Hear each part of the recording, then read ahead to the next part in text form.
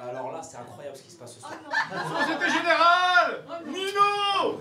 J'ai rien besoin de faire, ça c'est non, bah alors là, je peux vous raconter, c'est fou. Il y a Dominique qui est là. Attends, vous bourrez, attends. Complètement cul. Attends. Ça doit être un conseiller pro. Attends. Je l'ai collé.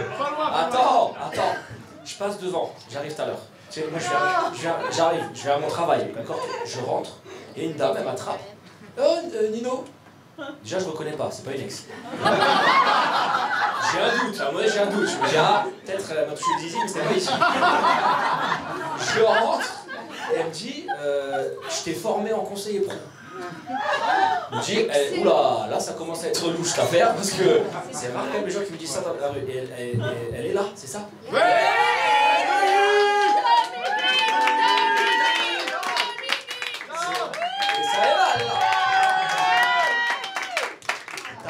Ma vie quoi. C'est à cause de toi. Non, c'est vrai. Non, j'arrive. Oui, je vais leur expliquer. Mais là, parce que c'est fou, c'est Société Générale. Ouais. Mais alors, il y en a qui est très heureux d'y être, apparemment. Mais parce que j'ai été conseiller pro à la Société Générale pendant 3 ans. Les meilleures années de ma vie. C'était pas, applaudis pas, c'est pas vrai, c'était horrible. Et Dominique, ouais, tu m'as formé à la Garenne-Colombes. Yes. On était ensemble à la Garenne-Colombes. En fait, j'ai pris ta place en fait. C'est ça. Moi, je suis venu et toi, t'es parti à l'abri. Je sais pas où. Pro support. C'est bien ce que je dis, à l'abri. Je vais voir les pros qui se font défoncer. Je leur dis, c'est dur la vie. Hein. Ça, c'est son nouveau travail aujourd'hui, tu vois. Alors, avec sa mallette, c'est pas facile. Hein. J'ai vécu ça moi aussi. Tiens, Nick, et elle se barre. Et après, j'ai coulé la boîte. Comment se dire, l'agence de la Garenne-Colombes, je l'ai fait couler. Voilà. Si, j'ai pas eu un glorieux avenir là-bas. Sinon, je serais pas là. Sinon, je serais là avec vous.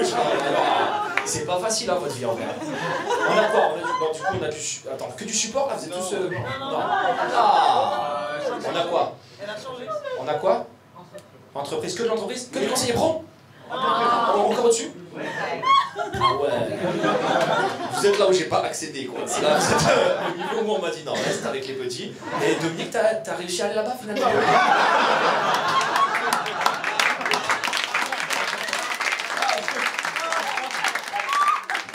C'était pas gagné quoi. On savait même quel de nous deux allait partir en premier. Bon, t'as réussi finalement à y aller. Tu m'avais dit, je comprends rien à ce que je fais. Apparemment, ils veulent de moi là-bas. C'est fou, t'as réussi à les niquer, quoi. Bien joué. Parce que moi, je savais ton plan, bah, t'avais niqué. Je t'avais raconté comment je m'étais fait virer? Ouais. Ouais? Bon, je vais leur raconter ça, enfin. On va pas vraiment virer, mais si, un petit peu. Déjà, non, avant, je leur raconte autre chose. Je sais pas si je t'avais raconté ça, c'était fou.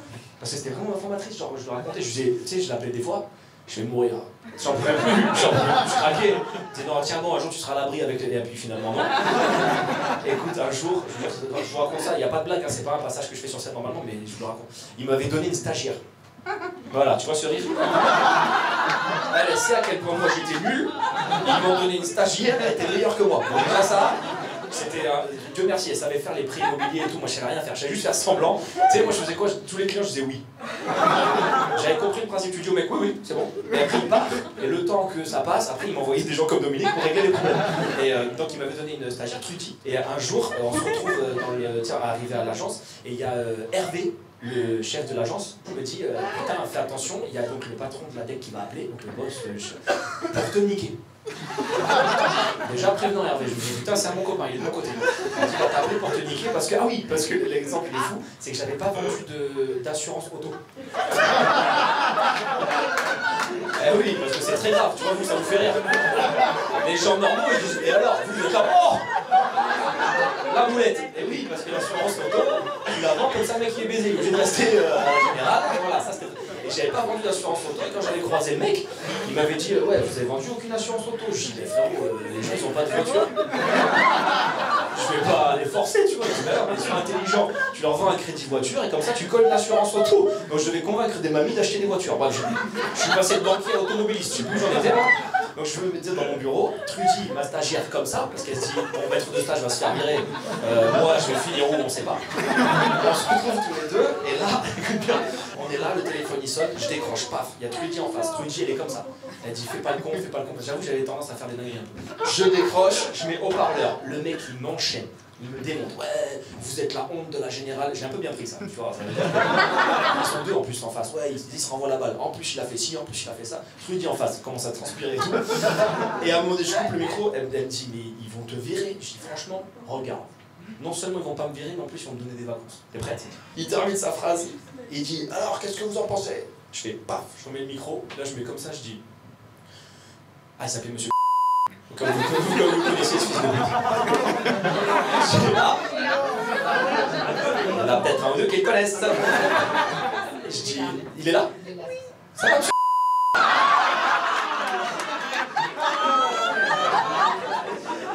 Allez, bonne soirée.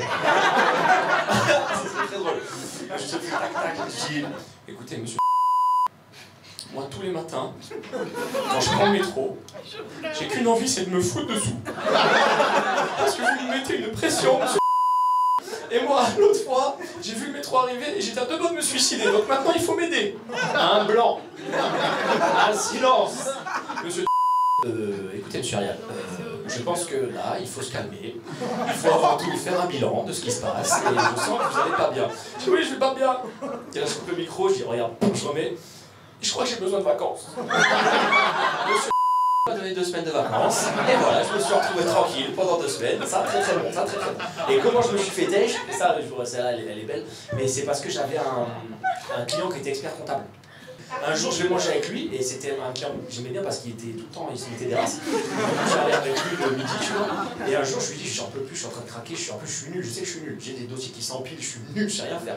Juste, je me dis, putain, un jour, il y a quelqu'un qui va me sortir de là. Et David, très bon comptable, me dit, mais tu sais que la loi française, elle dit que là, si tu disparais, ça s'appelle une faute grave, et t'es licencié et t'as droit au chômage.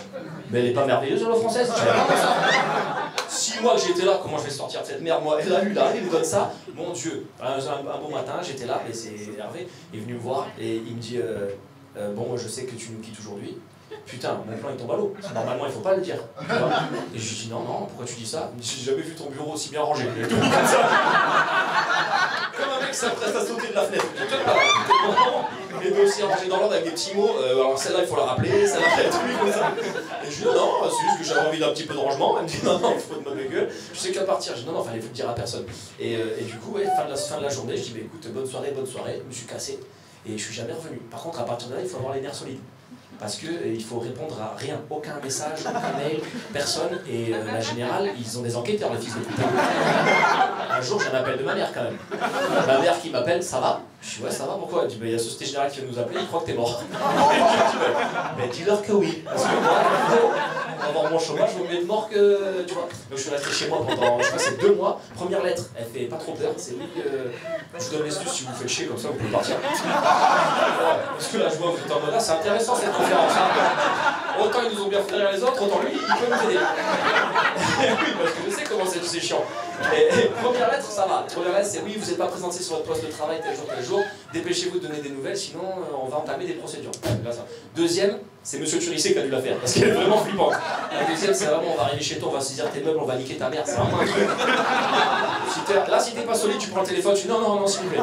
Et il faut tenir, il faut pas lâcher. Et alors, il y a un autre truc un peu relou, c'est que tout ce qui est Uber Eats et tout, tu te chies dessus. Parce que tu dois pas répondre au téléphone, tu dois pas. Et il y a des moments, je vous jure, c'est vrai. Tu sais, j'étais avec ma meuf, elle commandait à bouffer sans que je sache. Mon Dieu, ça sonnait à la maison, je suis sous le canapé. Je me cachais.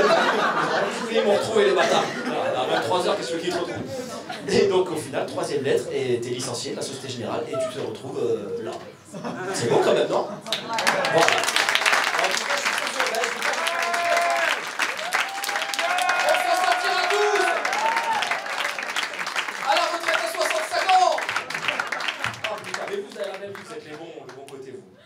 Ouais, on parlait de vous entre nous. Hein. Ah ouais, Dominique.